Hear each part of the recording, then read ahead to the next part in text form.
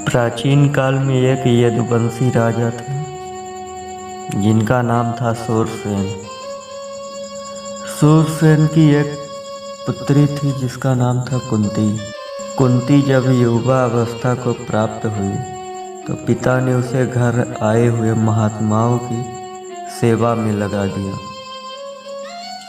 पिता के अतिथि गृह में जितने भी साधु महात्मा ऋषि मुनि आते कुंती उनकी सेवा मन लगाकर किया करती थी। एक बार वहां दुर्वासा ऋषि आ पहुंचे। कुंती ने उनकी भी मन लगाकर सेवा की। कुंती की सेवा से प्रसन्न होकर दुर्वासा ऋषि ने कहा, पुत्री, मैं तुम्हारी सेवा से अत्यंत प्रसन्न हूँ। अतः तुझे एक ऐसा मंत्र देता हूँ जिसके प्रयोग से तू जिस देवता का स्मरण करेगी वह तत्काल तेरे समक्ष प्रकट होकर तेरी मनोकामना पूर्ण करेगा। दुर्वासा ऋषि कुंती को मंत्र प्रदान कर चले गए। मंत्र की सत्यता की जांच करने के लिए एक दिन कुंती ने एकांत स्थान पर बैठकर उस मंत्र का जाप किया। जाप करते हुए सूर्यदेव का स्मरण किया। उसी क्षण सूर्यदेव प्रकट हुए और बोले, देवी, मुझे बताओ कि तुम मुझसे किस वस्तु की अभिलाषा करती हो।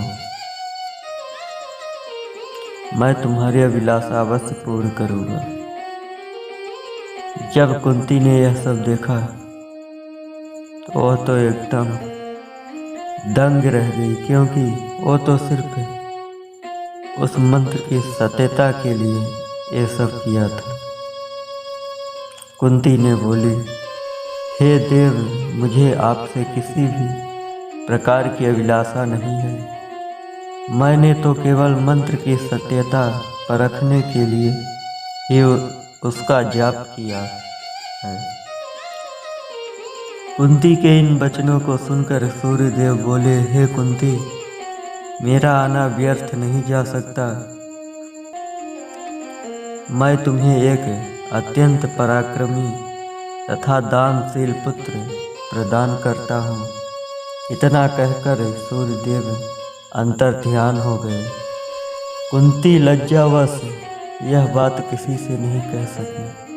समय आने पर उसके गर्भ से कवच कुंडल धारण किए हुए एक पुत्र उत्पन्न हुआ। कुंती ने उसे एक मंजूषा में रखकर रात्रि वेला में गंगा में बहा दिया। वह बालक बहता हुआ उस स्थान पर पहुंचा जहां हस्तिनापुर के राजा धृतराष्ट्र का सारथी आधिरथ अपने अश्व को गंगा नदी में जल पिला रहा था। उसकी दृष्टि कवच कुंडल धारी शिशु पर पड़ी। आधिरथ ने संतान था, इसलिए उसने बालक को अपने छाती से लगा लिया और घर ले जाकर अपनी पत्नी राधा को सौंप दिया। उन्होंने उस बालक को गोद ले लिया और उसका लालन पालन करने लगे। उस बालक के कान अति सुंदर थे, इसलिए उसका नाम कर्ण रखा गया और उसकी माँ का नाम राधा था, इसलिए उसी के नाम के कारण कर्ण का एक नाम राधेय भी था।